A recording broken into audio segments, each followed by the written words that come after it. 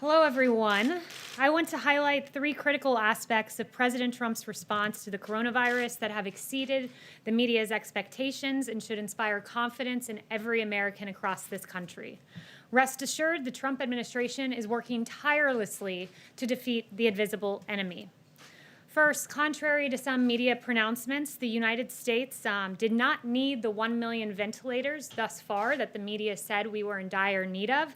In fact, it's encouraging to be able to say that every single American who has needed a ventilator has received a ventilator. And this administration has managed to procure 100,000 ventilators to be manufactured in 100 days. That's extraordinary. That's 3 times the amount produced in the average year. Likewise, there was some concern about N95 respirators, but the Trump administration has now shipped over 90 million N95 respirators. Once again, that is more than 3 times the average healthcare industry consumption of N95 respirators in the typical year.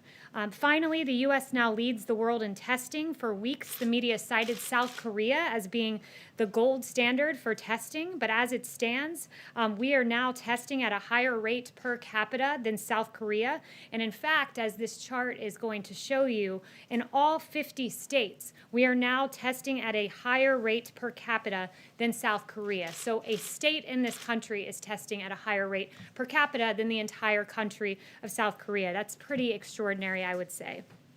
Now I would like to provide the American people with an update on the Trump administration's support for underserved communities. As the president has said, this country is at war with the invisible enemy.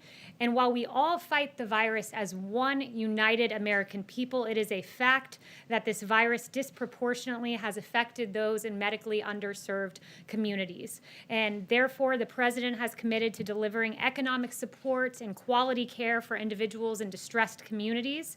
The Trump administration, as I announced last week, distributed $12 billion in provider relief payments to 395 hospitals across the country that have been hardest hit by the coronavirus. Many of these hospitals were in underserved communities, and to ensure even more funding to these communities, $2 billion of that overall funding was specifically targeted to hospitals in proportion to the amount of care they provide for low-income and uninsured patients. Additionally, the Trump administration is investing nearly $2 billion in community health centers to help their 28 million patients in medically underserved areas that receive care and the testing they need. That's what this funding is intended for. And additionally, there's $583 million awarded to 1,385 health centers in all 50 states, the District of Columbia, and the 8 U.S. territories specifically geared towards testing. These health centers currently provide 100,000 tests per week, and 59% of the patients tested last week were from minority communities. Finally, under the Paycheck Protection Program, the Trump administration has done extensive outreach to the community development financial institution funds across the country. These are known as CDFIs, and they support revitalization in distressed communities. In the second round of PPP, 100,000 loans have been distributed to CDFIs and to MDIs, which are known as minority deposit institutions. These have amounted to about $6.2 billion. And finally, 570,723 loans have been issued to smaller lenders and non-banks, and these loans have amounted to $29.9 billion. President Trump will continue to fight for the health, safety, and economic well-being of all Americans, especially those impacted in low-income communities and disadvantaged communities. And with that, I'll take questions. Yes. President Trump yesterday said the U.S. had prevailed on testing, but today we heard from senators, both Democratic and Republican, who say that's not the case. Senator Lamar Alexander, a Republican, says what our country has done so far in testing is impressive, but not nearly enough. Senator Patty Murray, a Democrat, said we need dramatically more testing. It's unacceptable. We don't have a national strategic plan. What's the White House response? Well, first I would note the words of Dr. Anthony Fauci, which is this: we will have and there will be enough tests to allow us to take this country safely through phase 1. I've sat in the task force meetings where Admiral Joie has talked to governors and literally pulled out his chart and said, Governor X, here was your plan and your request for testing in order to safely reopen. I can assure you that that will be satisfied this month. So I have seen those meetings take place. I can assure the American people, in line with what Dr. Fauci has said, we do have enough for phase 1. By the end of the week, we'll be able to say that we've conducted 10 million tests. We went from doing 150,000 tests per week to now testing about 300,000. That's an extraordinary effort. Not to also note that that's 2 times what other countries are doing when you look at America's testing. I'd say that that's pretty impressive, and that's a testament to the work of this administration and the hard work of the private sector. Yep. About reopening schools and also vaccines, if you don't mind. First of all, reopening schools, there were a lot of questions today up on the Hill about when indeed that can happen. When will the White House, and will the White House issue guidance benchmarks for various communities on when that can happen and how soon that can happen? There's a lot of concerned parents, as you know, across the country.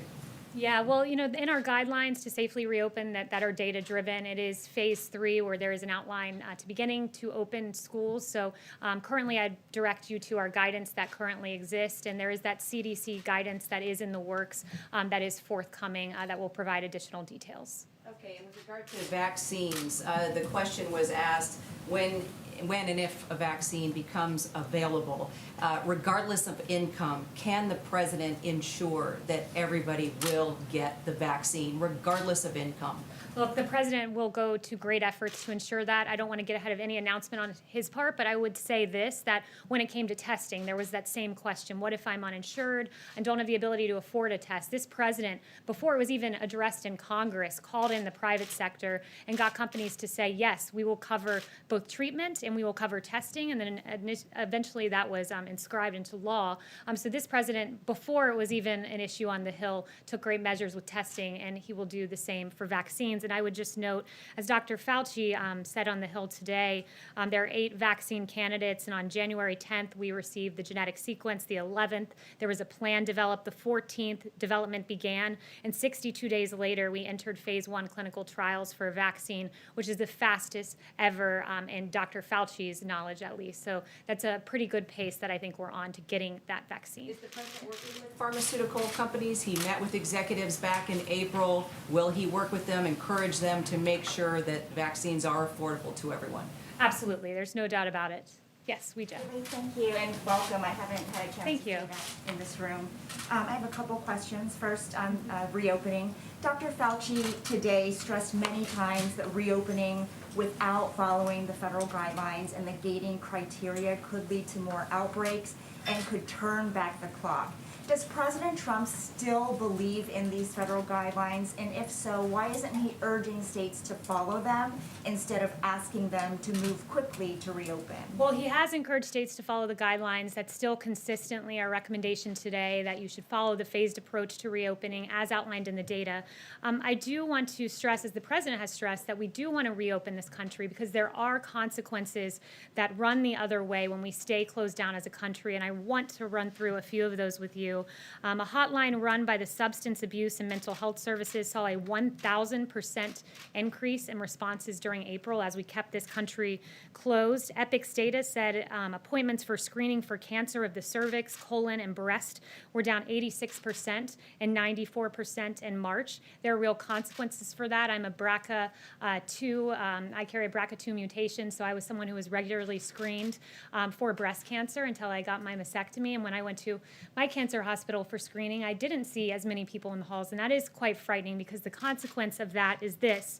According to the IQVIA Institute for Human Data Science, a total of 80,000 plus diagnoses of 5 common cancers in the United States are projected to be missed or delayed during the 3-month period of early March to early June, which is why this president has always said, go to your doctor, do your screenings. There's a way to safely do this. If you feel chest pain, go to your doctor. We can't scare people from going to hospitals. It's a consequence of staying closed, though. When people are scared, they're scared to even go to their doctor, and there are consequences for that. And finally, I would just point out a recent CNN article from Friday noted a national public health group that warned as many as 75,000 Americans could die because of drug or alcohol misuse and suicide as a result of the coronavirus pandemic. So there are consequences to us staying closed, and it's why I believe it was 8 medical groups came out with a statement.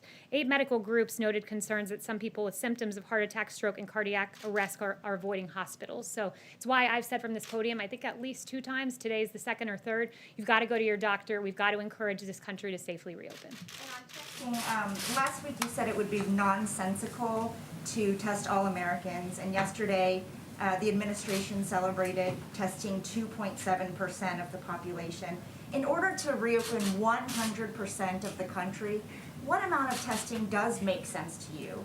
And what's an alternative to testing to track and contain the virus to make people feel confident to get back to normal? Sure, we have to engage in strategic testing, which is what our experts have always said. Look, you had Admiral Joie who said it's a bad strategy to say that you need to test everyone because testing a person now just means they're negative at this moment. A point also emphasized by Dr. Fauci, if you get a test today, that does not mean that tomorrow or the next day or the next day or the next day you might get exposed, which is why we acknowledge testing is not preventative. What is preventative is wearing this mask. What is preventative is social distancing. What is preventative is washing your hands. These are the measures we need to take to safely reopen. And then we'll use testing strategically for contact tracing purposes, for example. So that's the way it should be used and deployed. And I stand by the comment that I made earlier. Yes. Kayleigh, could you speak just a bit about the next round of coronavirus funding, the bill that the Speaker is releasing today? What provisions are a no-go for the administration? What can you get behind? Look, I won't get ahead of the president in negotiating, but and I certainly won't condition any future legislation on a certain proposal. But I will say that the president has noted a payroll tax is something that he's looked at, not conditioning it on that, but noting that it's something he desires to see, and it's smart policy. In fact, according to Stephen Moore and Art Laffer, this means, quote, every worker in America would get a substantial pay raise. And what is so promising about the payroll tax is that it's a regressive tax. So the lowest wage workers are in fact the ones who would be most helped because they pay more payroll tax than they do income tax. So that's something the president's mentioned, not necessarily as a condition. I won't negotiate here with Speaker Pelosi, but I encourage her to work with the president and help these low-income individuals get this tax cut that they deserve. Just one Yes. follow-up. I'm sorry. Michael Pack has a confirmation hearing on Thursday.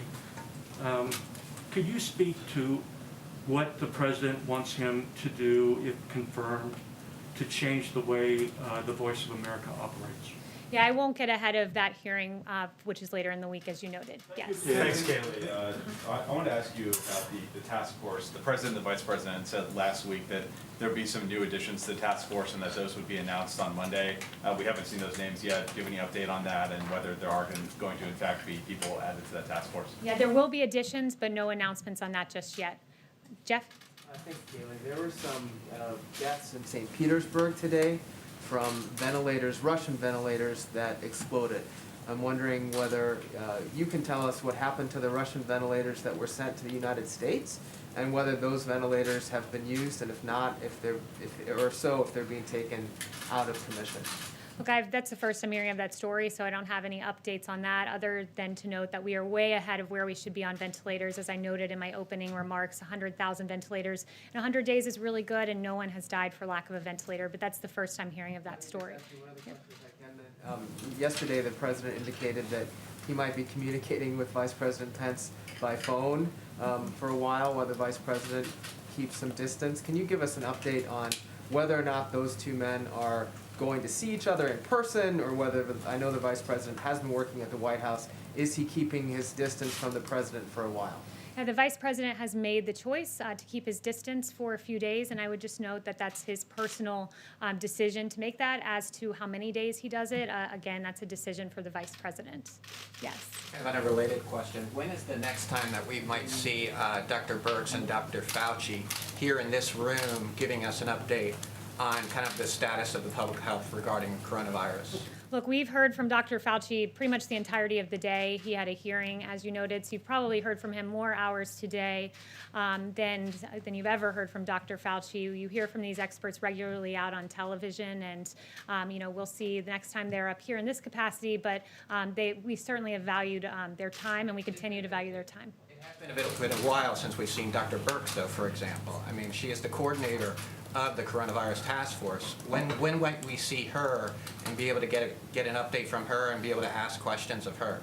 Yeah, again, I don't know when in this capacity you will see her, but I talk to Dr. Burks regularly. In fact, I talked to her just before I came out here because I had some questions about some funny numbers I heard from Senator Elizabeth Warren, and she helped me to correct those numbers, which I'd like to correct here because I think it's unfair to the American people to give inflated case numbers and mortality numbers because it leads to those same Americans making the decision to not get a mammogram, to not have the cancer screenings they need. So I'd like to just reveal to you some information Dr. Burks just shared with me. Elizabeth Warren erroneously said there were 25,000 new cases today. In fact, there were less than 20,000. Senator Warren said there were 2,000 deaths. In fact, there have been less than 1,000. I spoke with Dr. Burks about that. So I'd encourage our Democratic colleagues and all Americans to make sure we're putting out their good information because it does have consequences. Yes. Thank you. The Justice Department is considering bringing federal hate crime charges against the 2 men charged with murdering Ahmaud Arbery. Does the president think that's appropriate?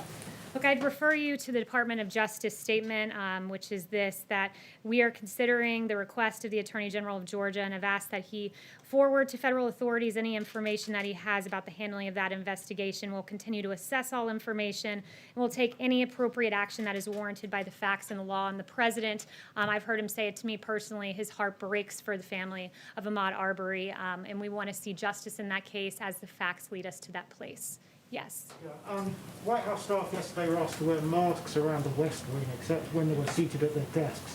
I can't help but notice you're not wearing a mask. What's the reason for that? Is that a television thing, or?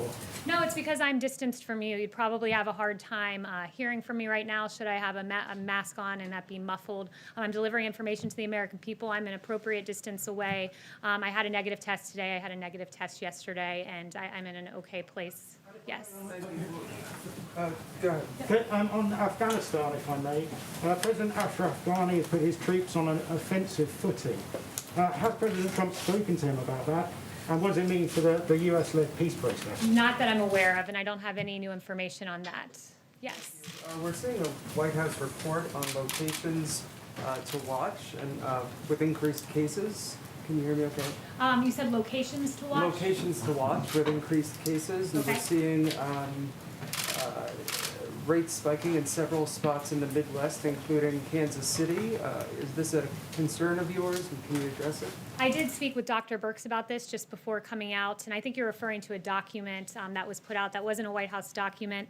It was a FEMA document that looked at what was going on in the Midwest, and she made the point to me, she showed me a document that showed that these are isolated outbreaks that where there are specific instances in, let's say, a meat processing facility or a prison where we isolate that there's a problem. We're able to contact trace and pretty quickly resolve the situation. She pointed out that in Des Moines there was a Dairy County meatpacking facility, and that was a good example of where we were able to do that. So I would just say that, and this was a quote, this is proof that the system is working, that we're able to identify what the president said are embers and put them out. It's the system at work. Yes. Yeah, you mentioned as an example of the risk of not closing, people not going to medical appointments. How do you extend that argument to restaurants, nail salons, barber shops and beauties?